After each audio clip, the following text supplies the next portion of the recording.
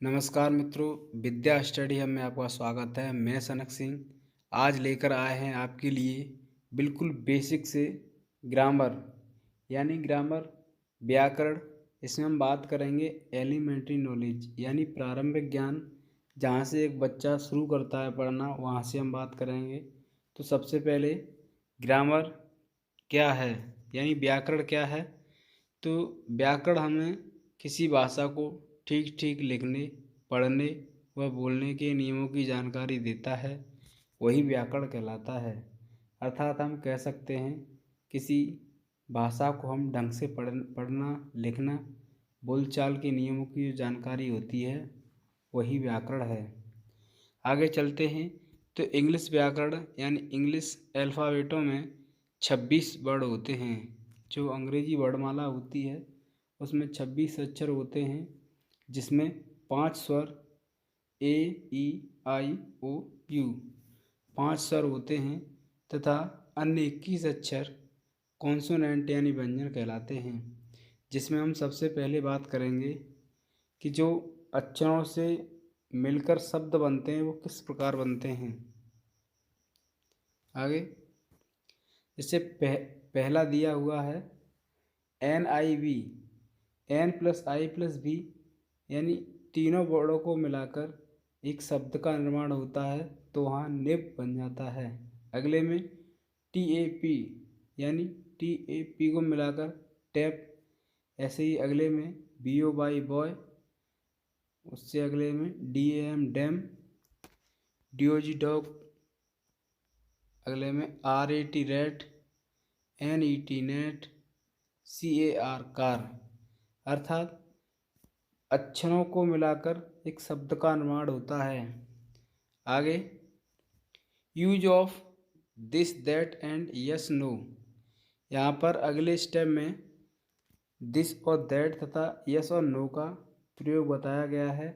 उसमें हम बात करेंगे दिस मीन्स होता है यह, और यह नज़दीक के लिए प्रयुक्त होता है, तथा दैट जो दैट होता है उसका अर्थ होता है वह, और वह हमेशा दूर की वस्तु के लिए प्रयोग होता है।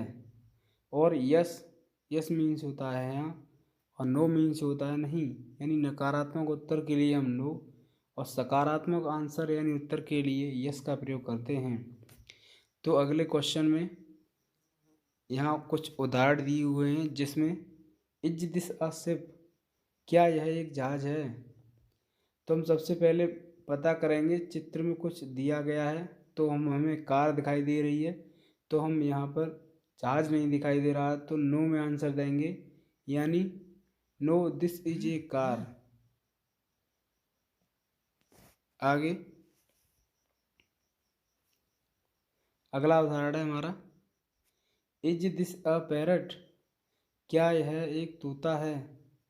तो यहाँ हमें इस चित्र में तोता दिखाई दे रहा है, तो हम इसके लिए यस का प्रयोग करेंगे, yes that is a parrot. आगे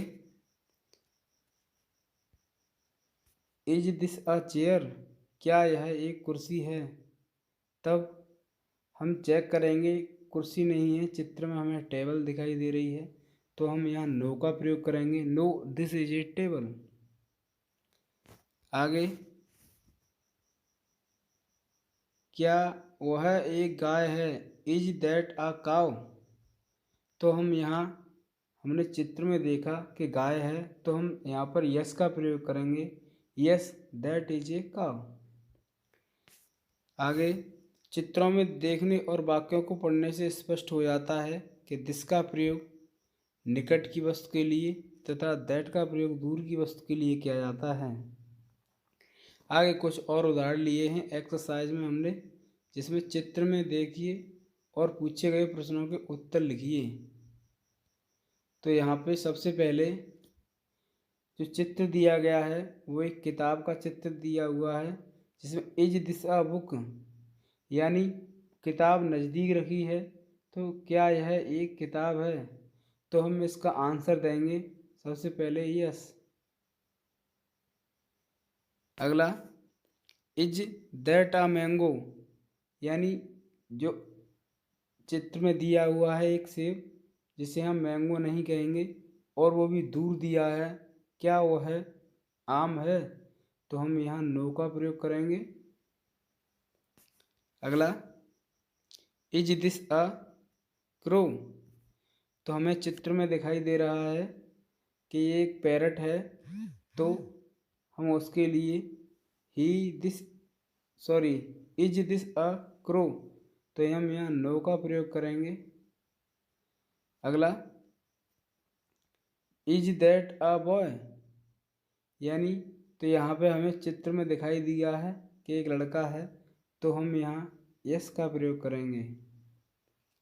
आगे, use of here and there. हम बता दें, हियर माने होता है यहाँ और देयर माने होता है वहाँ। तो हियर नज़दीक के लिए तथा देयर का प्रयोग दूर की वस्तु के लिए किया जाता है। इसमें कुछ हमने उदाहरण लिए हैं, जिसमें पहला उदाहरण है हमारा, द बुक इज हियर। किताब यहाँ है। तो किताब नज़दीक है, तो यहाँ का प्रयोग हुआ है। अगले में example number 2, the girl is there. तो दूर की तरफ इशारा किया जा रहा है कि लड़की वहाँ है। अगला, योर मदर हियर, यानी नज़दीक की तरफ। तो योर मदर इज हियर यानी तुम्हारी माँ यहाँ है, तो हियर का प्रयोग। अगर दूर की तरफ इशारा करता है तो देयर का प्रयोग। योर फादर इज देयर, तब यहाँ पर जब पिताजी दूर की तरफ खड़े हैं तो देयर का प्रयोग किया गया है। आगे कुछ और उदाहरण लिए हैं हमने, जैसे माई पेंसिल इज हियर, यानी जो कलम है वो यहीं है, तो नज़दीक के लिए है।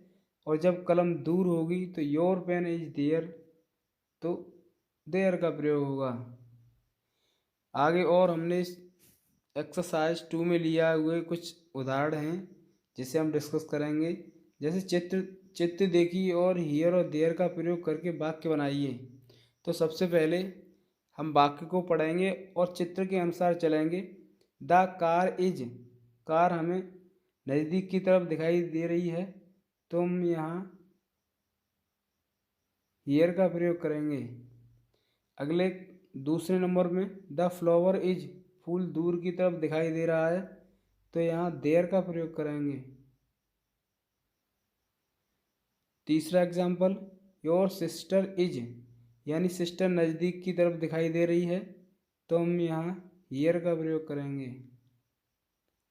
उदाहरण नंबर 4, माई ब्रदर इज, यानी ब्रदर है वो थोड़ा दूर की तरफ दिखाई दे रहा है, तो हम यहाँ देयर का प्रयोग करेंगे।